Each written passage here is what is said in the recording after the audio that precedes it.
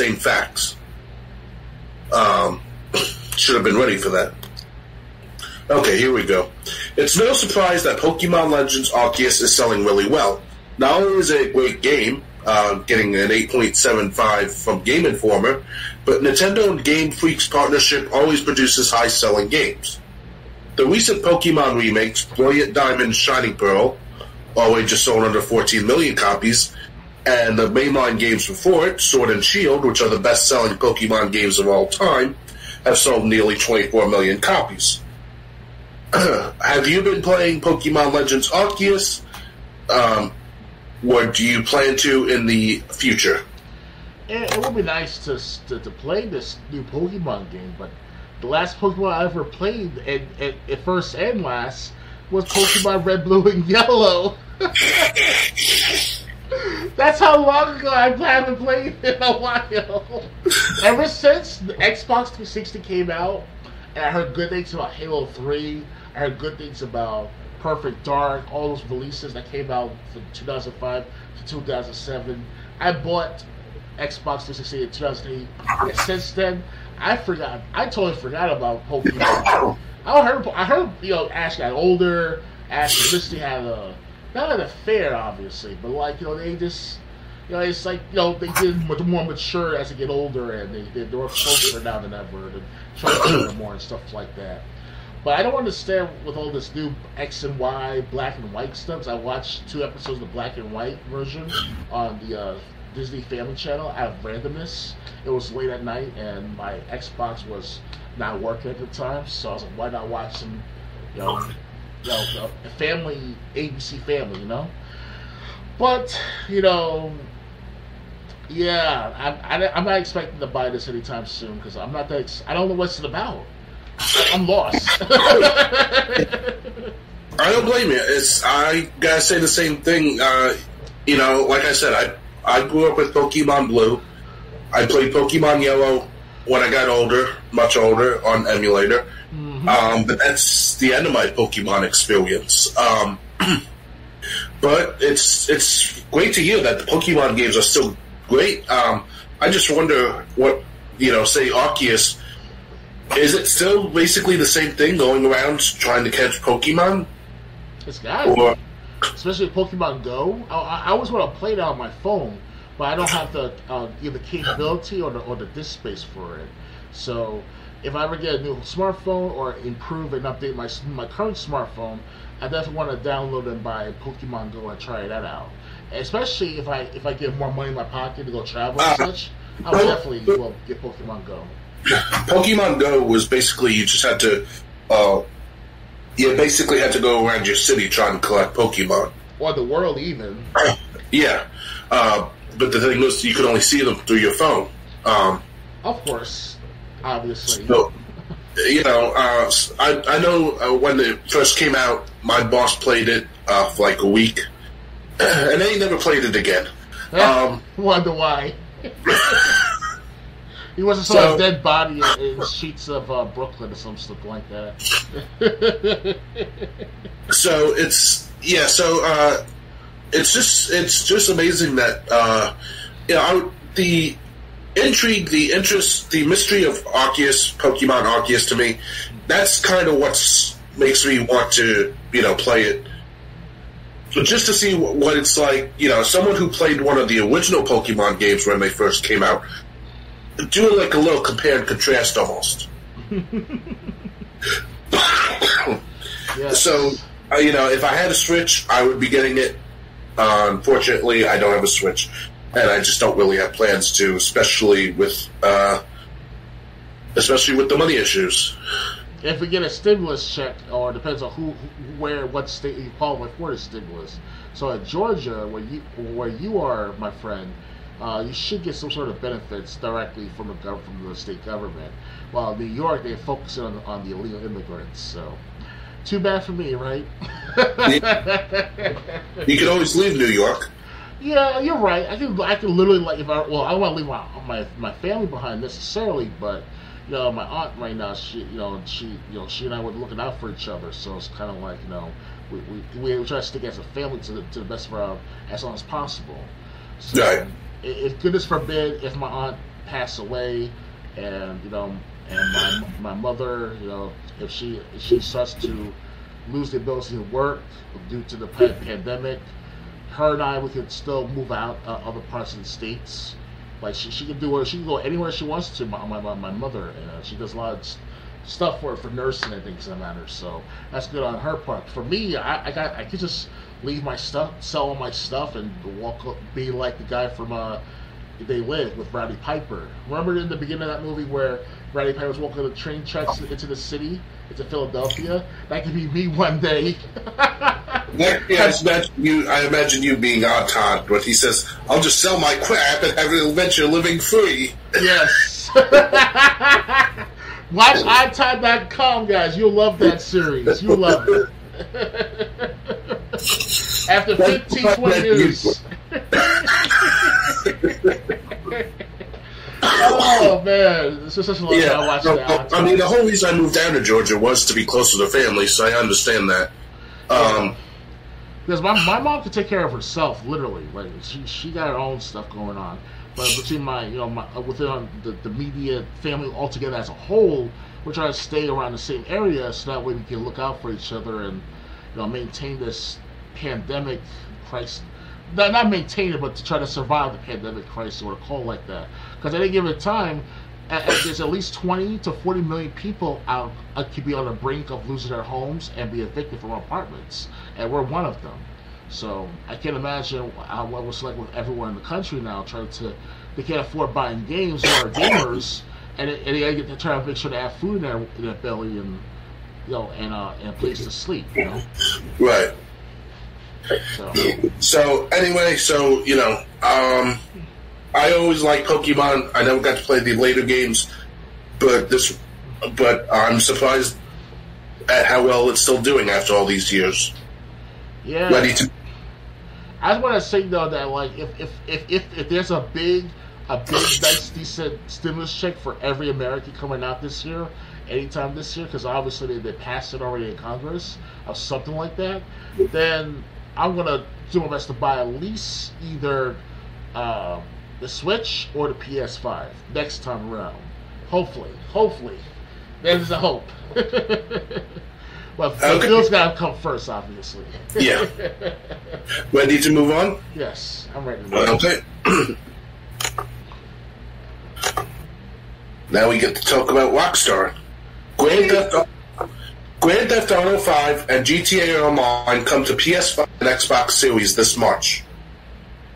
After suffering a delay last year, Rockstar Games confirmed that Grand Theft Auto 5 and Grand Theft Auto Online will launch on the PlayStation 5 and Xbox Series on March 15th. The move to more powerful hardware means some new bells and whistles for the best-selling games. 5 and Online now boast resolutions up to 4K, HDR, and ray tracing, improved textures and draw distances, and up to 60 frames per second gameplay. The PS5 version also features 3D audio and DualSense haptic feedback. The PS5 and Xbox Series versions of GTA Online will launch as new standalone games. The PS5 version will be free to players for the first 3 months. GTA Online's improvements include ability to skip the GTA 5 story mode prologue, a revamped tutorial, and the new How's Special Works Auto Shop. The new storefront lets players pick from a selection of vehicles designated to take advantage of new hardware. First-time players get a head start by being funneled into the Career Builder, which gives them instant access to one of 4 businesses: biker, executive, nightclub owner, gun runner. They'll be given startup cash to purchase a property, a hired vehicle, and weapons. Existing players can take advantage of the Career Builder anytime by restarting their character. If you're currently playing the game on PS4 or Xbox One, you can transfer your story progress and online progression to these new versions via a one-time migration at launch. The new-gen versions were originally slated for last November before getting delayed. Rockstar instead released the ill-fated Grand Theft Auto The Trilogy, the definitive edition, that month. An enhanced collection of GTA 3, Vice City, and San Andreas. Though a good idea on paper, the collection suffered from a litany of technical and presentation issues that Rockstar has spent the last few months trying to smooth over, including making the previous versions of each game available for purchase again on PC. Yeah, they even tried giving away free games if you bought that one. Hopefully, these upgraded releases of 5 and Online don't suffer a similar fate. Will you be picking up GTA 5 Online on PS5 and Xbox Series? Well, that's the question, right? Will I be Yep. picking? Well, I already have GTA 5 for an Xbox One, so I don't see myself buying a PS5 version or an Xbox Series X version. So what I'm thinking is that I will buy the Xbox Series X version if all my save data is transferred to the newest system. Now that will be They interesting. said that they'll allow that. I said that again? They said that you'll be able to do that. Oh wow, okay. I missed that part. Okay, I missed that Everything part. transferred, both the GTA 5 single-player story and what you've done online already. Oh, okay. So I'm thinking about getting the PS. Well, if it's PS5, then that's not a good thing. But if I get on the Xbox Series, it's kind of hard to say because I barely played it for the last couple of years now. Yeah. Because I online mode myself. Because ever since that I beat the mainstay of the game of GTA 5, the story mode, I'm up to the part where I have to do the last heist with Trevor, Franklin, and Michael, along with their insider, their hacker, to team up with them. But the problem is that they don't show guidance on what to do after when Michael loses his therapist in a chase. Because he was about to chase somebody, you let them go as an option. So after that, I was lost. I was like, okay, I see these freaks and geeks. I see the modifications for cars. Playing tennis and archery and stuff like that. Whatever, racing. But that's like freaks geeks. I definitely will play. See if I can get some progress going, and also understand the story about Los Santos and GTA 5.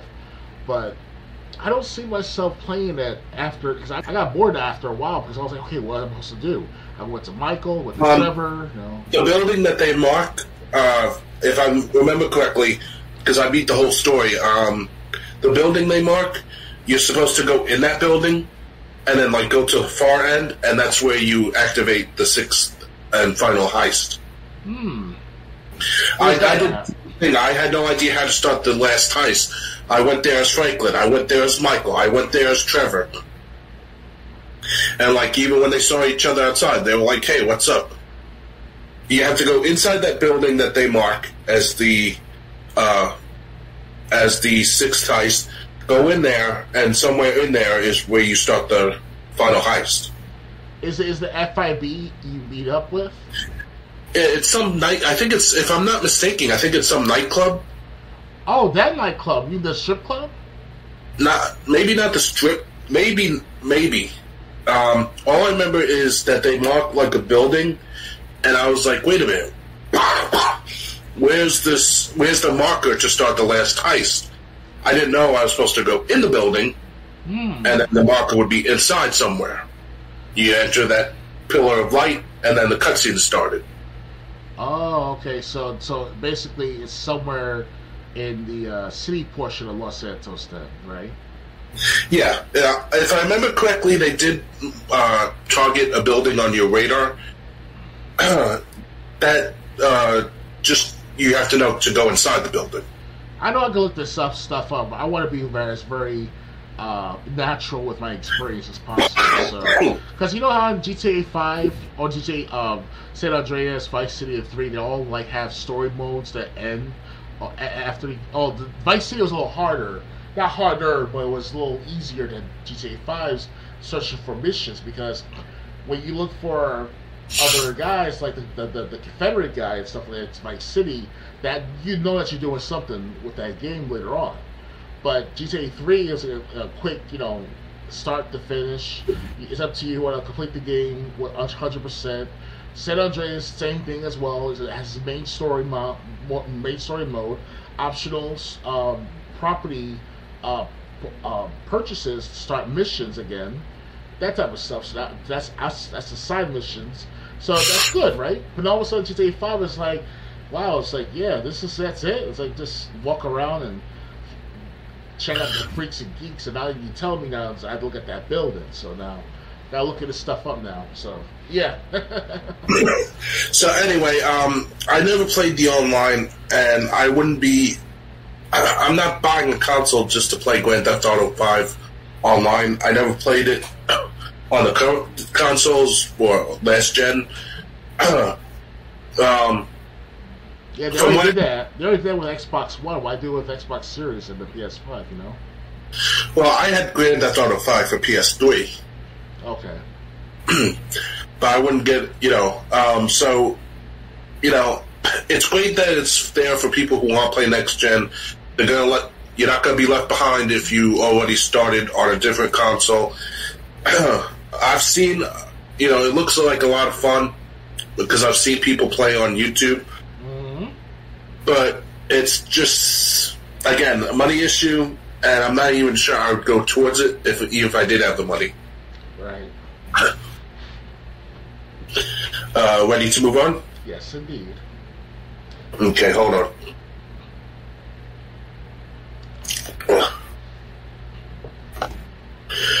Okay. Rockstar confirms the next Grand Theft Auto game is in active development. In addition to revealing the release date of the PS5 and Xbox Series versions of GTA 5 and online, Rockstar has confirmed that development on the next full-fledged GTA has indeed commenced. Rockstar's blog post today concluded with a note stating as much. With the unprecedented longevity of GTA 5, we know many of you have been asking about a new entry in the series. With every new project we embark on, our goal is always to significantly move beyond what we have previously delivered. And we are pleased to confirm that active development for the next entry in the series is well underway. We look forward to sharing more as soon as we are ready, so stay tuned to Rockstar Newswire for official details. So there you have it. While not the biggest surprise in the world, there is a vocal section of fans that will be relieved to know that yes, Rockstar won't be releasing GTA 5 in perpetuity. The question becomes, how long will it be before Grand Theft Auto 6, or whatever Rockstar decides to call it, makes its grand debut? When do you think Rockstar will announce the next Grand Theft Auto game, and what do you want to see from it? Well, this is what I hear about. I read too about it, matter through not the magazine, like I see here on Game Informer right here. You can see on the screen, but well, I read these certain forums, these weird underground forums where I call like that, or these weird sites that you don't hear much from. They explain that the earliest we'll see GTA 6 will be 2025, no later than 2026. So, because it took the GTA 5 like 5 years to be made, from 2008 till 2013. 5 years right there. So imagine what GTA 6 will be like with better graphics, better story, hopefully. Because GTA 5's story mode is not. It's funny, it's interesting at times, but it's all over the place. It's not like the other GTA games. And with this new the GTA 6, probably have its own online services after a few months of its release. So that'll be till sometime like in the summer of 2026. No later than 2027, This is what I hear and also read on these forums. So hopefully they're right. These guys who are supposedly, they didn't say they were inside knowledge people, but they did some analytical work with certain organizations. They calculate how long it will take for Rockstar to make this game from scratch, start to finish. So. Okay, I think it's going to be 5 years from now, 2027. Oh wow! Okay. Because they just announced that they're working on it, so they might not have been working on it at the end of last year. Yes. Especially with the Dr. Dre storyline that they released. Yeah, they want to milk that as much as possible, that Dr. Dre segment. But yeah, I think it's going to be 5 years from now, 2027. But I don't know where they would go with it. Maybe a female That's what I heard too. Yeah. I was like, whoa, wait a second, female protagonist, a playable character especially. That'll be interesting. It's the only thing they haven't done. I mean, they did try to promote that Red Dead Online, not Red Dead Online, Red Dead Redemption 2 game with a female cover at my local bus stop. This is like 3 years ago they did this when during the release of Red Dead Redemption 2. So anything can happen. It can occur with this GTA 6. So that, all else fails, go for it. You know. All right. So yeah, that's the only thing I think that they could do. But I definitely would love to see another GTA game come out. It's one franchise I still love. Mm-hmm. We need to move on. Yes, indeed. All right.